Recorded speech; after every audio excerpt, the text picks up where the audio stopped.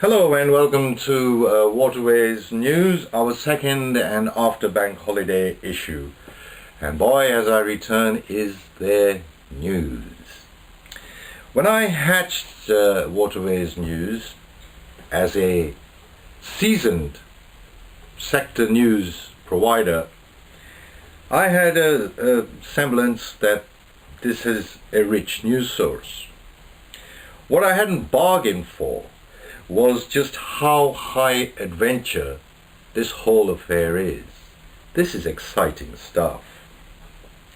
Our cover feature this issue is the ongoing and now drawing to a close battle in Ecuador between the indigenous population in the northern part of the country and Chevron, formerly Texaco. This is a high-stakes battle, and it is fighting or contesting what is become known as the Amazon Chernobyl, and probably the greatest man-made disaster in history. Now, I'm not going to go into the ins of it. You really have to see this. The amount of imagery and comment and videos supporting this is both spectacular and stunning. The other thing that's dominated as I return from the bank holidays, absolutely dominating both mainstream news and of course this sector news, is the question of all this piracy. And what has happened? It seems almost like a competition.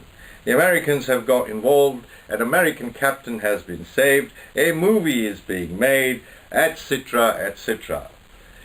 There is even now a passenger ship involved, and it kind of goes into another realm now. It seems somehow all, I have to say this, a little too orchestrated to a cynical old dog. On that, the one headline that I think beat the lot was the headline of this passenger ship Melody.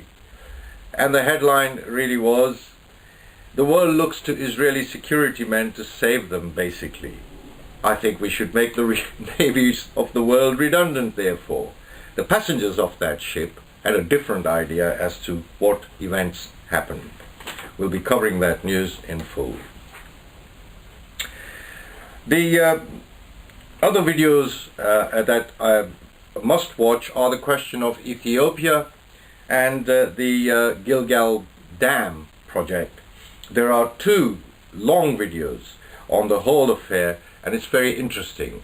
Once again, the imagery is spectacular. The whole site is absolutely full of news and interesting facts. You have to navigate yourself around this a little bit, navigate the seas, navigate waterways, news, and you're on top of things. Many announcements from ports as well. It's a little cruise dominated, as the flu in Mexico renders that a useless port, so to speak.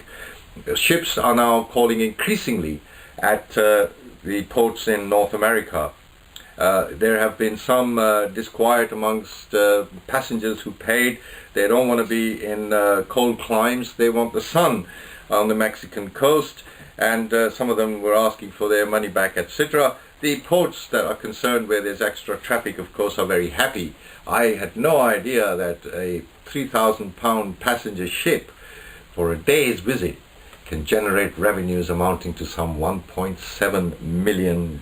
All right, I can go on and on, but we'll keep this address short.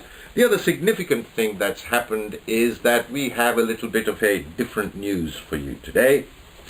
And that news has been executed by somebody that's done news for the very first time in their lives. We were in a rush. We're still using our 70 pounds worth of cracked screen on the mic camera for this as our studios get ready. We can see the potential in this right now with our house lights and table lamps. This is going to go, isn't it? All right, if you feel you want to read the news, hey, why not? This is share, and this is about skills, and this is about giving people chances. You can find us under Waterways on YouTube. You can find us under Waterways TV our Waterways News TV. I'll rephrase that. You can find us under Waterways News on YouTube. You can find us under Waterways News TV on YouTube. And you can find us and follow us on Waterways News on Twitter. Any input is entirely welcome. Thank you very much. And speaking of those news headlines, have a look at this valiant effort of a news by Diva. Until we meet again tomorrow, this has been Jeet Bahal, this has been Captain Thoughtful, and in all your ventures and all you seek, may God smile upon you. I'll see you tomorrow.